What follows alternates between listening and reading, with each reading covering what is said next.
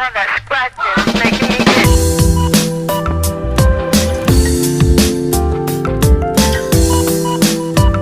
Adelaide Botanic Garden is an oasis in the cosmopolitan heart of the city.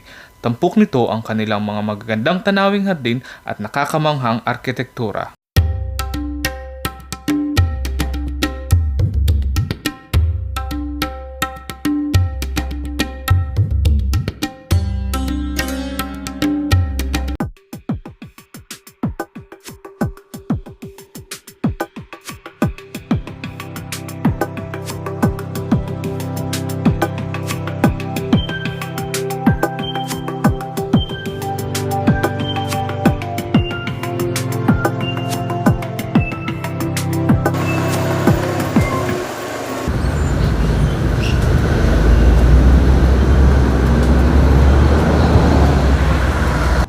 So yun guys, pagpasok natin dito sa Adelaide Botanic Garden, ito yung ano nating makikita. Ang kanilang mapa, tara puntahan natin. So kapag iikot tayo dito sa Adelaide Botanic Garden, so kailangan natin kumuha ng kanilang maps. Dahil talaga namang malaki tong Botanic Garden na to. Tara!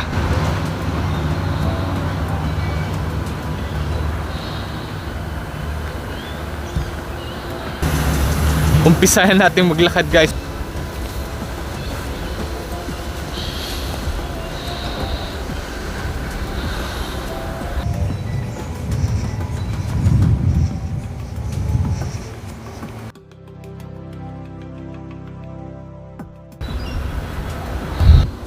Una nating pupuntahan guys ang kailang cactus and succulent garden. So marami tayong makikitang iba't ibang uri ng cactus and succulent na nandito.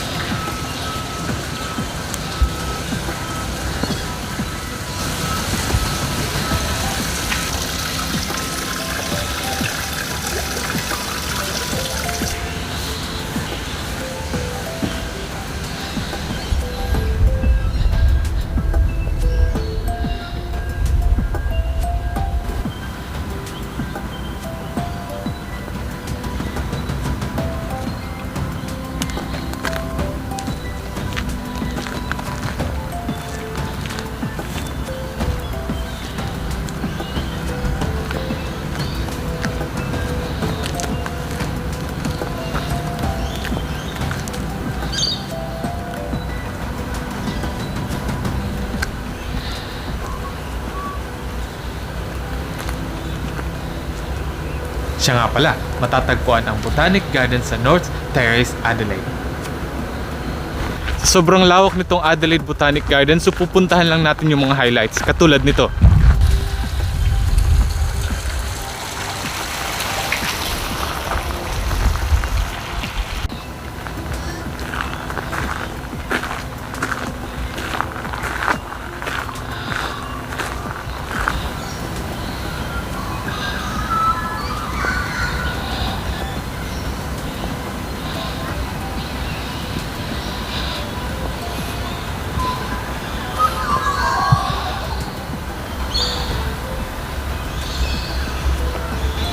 Ito yung isa sa gustong-gusto ko dito sa Adelaide Botanic Garden.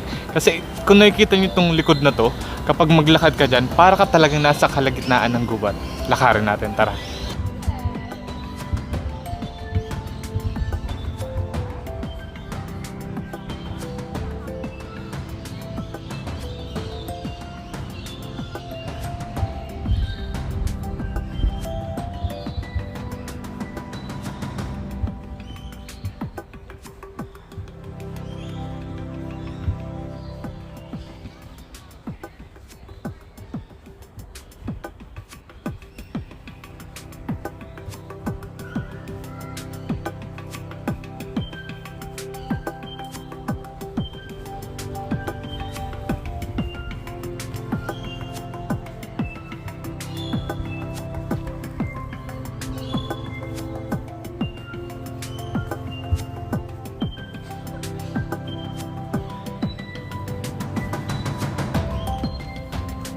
At dahil talaga naman nakakagutong maglakad sa sobrang laki ng garden na to, punta muna tayo dun sa kanilang restaurant. Kain muna tayo.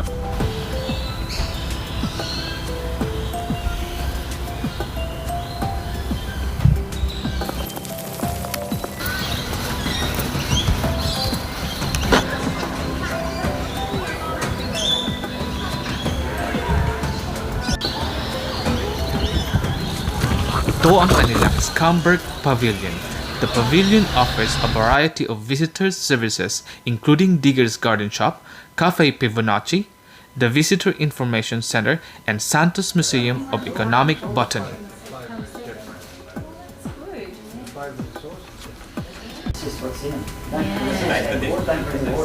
Yeah. So not a good sandwich tomorrow.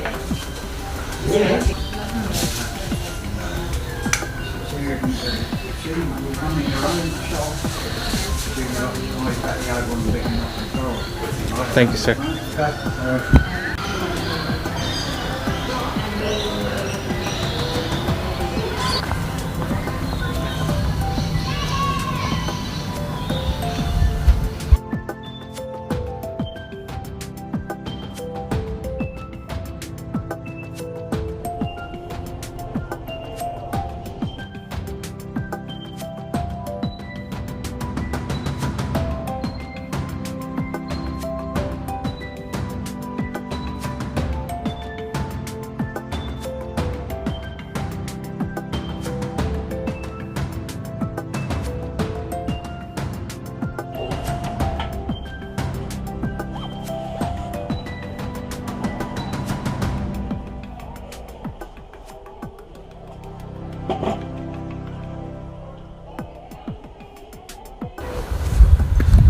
At ngayon, papasok tayo sa Amazon Water Lily Pavilion. Tara!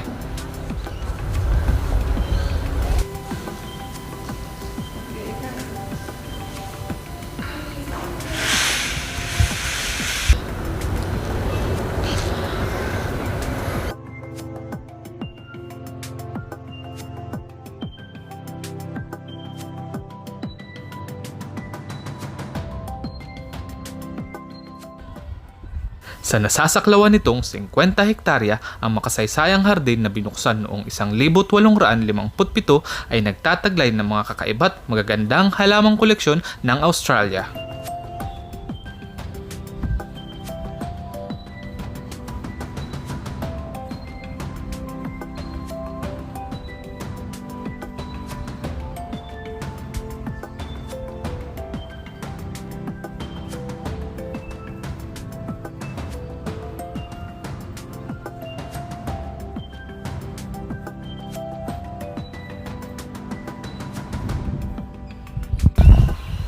So, nandito tayo sa gitna ng Adelaide Botanic Gardens. So, imagine guys, itong nakikita nyo sa likod kong ito, para talaga kayong nasa gitna ng gubat.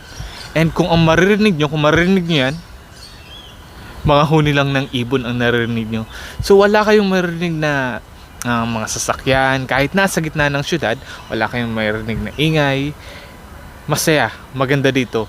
Kung mahilig ka sa environment or mahilig ka mag-picnic or kung gusto mo mag-relax, punta lang kayo dito sa Adelaide Botanic Garden. Talagang maganda dito guys.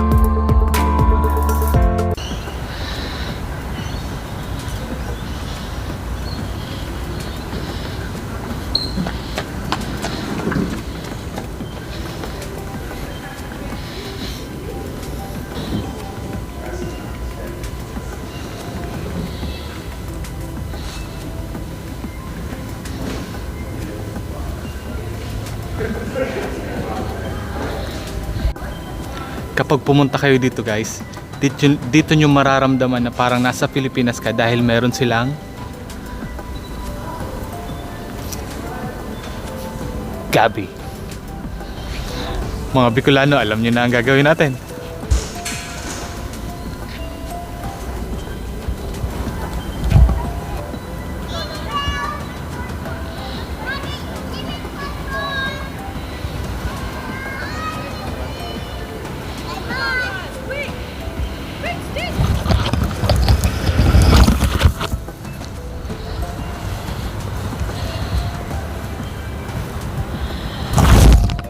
Hi, finally guys, ito na yung huling destination natin. So guys, isa lang, mag-aanim na taon na ako dito sa Adelaide. Hindi ko pa napupuntahan tong lugar na to. Itong napapansin nyo nasa likod ko.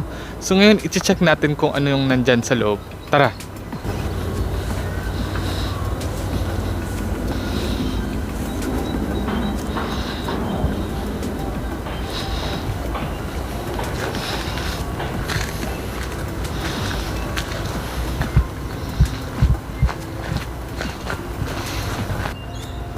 Isang nakakapang-akit na bamboo hut. Yun guys, idagdag nyo ito sa isang bibisitahin nyo dito kapag napunta kayo sa Botanic Garden. Ikot pa tayo. So nakikita nyo yung sa likod ko guys.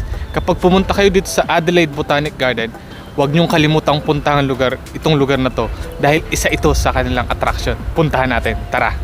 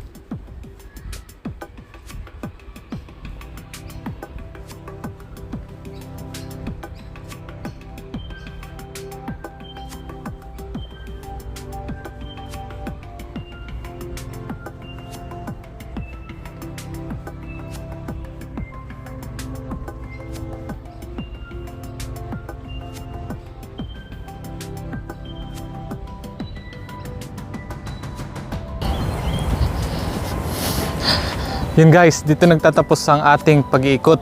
2 oras na pag-iikot dito sa Adelaide Botanic Garden. So, kung nagustuhan nyo ito guys, don't forget to like and subscribe. And marami pa tayong pupuntahan. Marami pang susunod na episode. Marami pang susunod na vlog. So, yun po. Maraming salamat. And again, this is Ruben speaking. I'll see you later.